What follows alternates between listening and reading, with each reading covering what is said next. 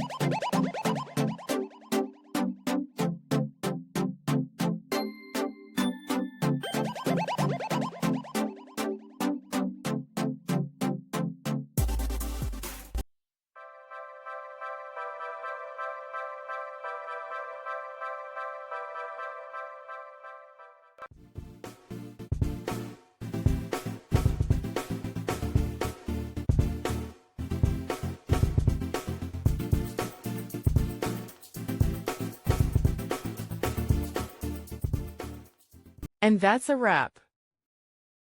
I hope you found the answer you were looking for. If you did, take a second to hit that subscribe button. It really helps out.